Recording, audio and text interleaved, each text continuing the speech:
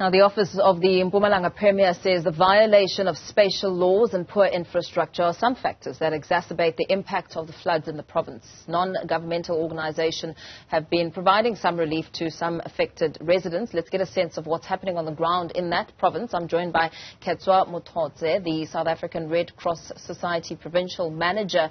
Very good afternoon to you. In the wake of devastation and the very severe impact of the floods, what are you seeing on the ground? Talk to us about some of your experiences. Good afternoon, and good afternoon to everyone that's watching. As the South African Red Cross Society, our mandate as a humanitarian organization and auxiliary to government, our goal and mission is to alleviate human suffering. We are currently in Nkomazi and the Etanzeni district municipality, where we've had severe flooding in the area of Nkomazi. So far, we have about 1,931 beneficiaries or households that have been affected in 38 villages just in Nkomazi.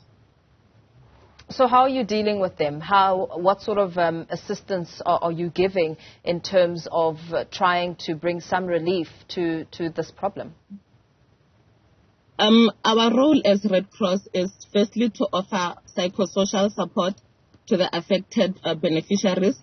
We are also currently working hand in glove with different stakeholders like your Etanzeni Disaster Management, the municipality, Department of Agriculture and Social Development, where we offer relief items such as your blankets, your mattresses, food parcels, and any essential needs that the beneficiaries might be in need of. And in terms of, you've given accounts of how many people have been impacted and how you're managing to help them, but just breaking down the numbers, are you looking at, perhaps people who have lost everything and are now looking to establish where their identity documents are and trying to perhaps connect to the Home Affairs Department, people who may have children also being affected who need to go to school? How is that situation looking like? Most definitely. We have 3 evacuation centers where we have the most vulnerable or most affected beneficiaries that currently have nothing to them. They've lost their ID documents, they've lost all their belongings. So in those shelters, this is where we are able to get different stakeholders to assist. Like your Department of Home Affairs is currently assisting them with getting their ID documents. Social Development is also playing its role. Red Cross and other stakeholders are also playing their role in those different evacuation sites. And we do definitely have beneficiaries that others are pregnant, others are with infants. So as the society, we are also ensuring that we cater for the most in terms of babies will get baby clothes, baby formula, and stuff like that.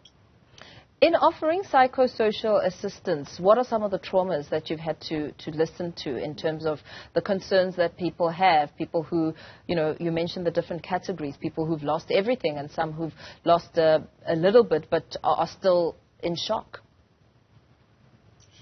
I think we also need to look at the broader situation when it comes to disaster. Disaster does not only affect your belongings, but it also affects your mental health. Just the fact that you are going to start your household from scratch, that also affects someone's mental health. So our role as Red Cross, we have social workers on the ground who are currently offering that support to the most vulnerable beneficiaries. And in terms of some of the needs and requirements, what are you looking for to further assist the people who've been affected? I think the most major thing now, because some of the relief we have assisted, but the most major thing right now would be baby food, baby clothes, nappies, because we have mothers that do not have anything for their babies. And of course, any form of donation from any other person or private sector is definitely welcomed. Yeah, Very well. Thank you so much. Thanks for talking to us. Khetsa Mothotse, the South African Red Cross Society's provincial manager, speaking to some of the concerns and the challenges being faced by those who have been affected by the flooding, the scale of flooding in Mpumalanga.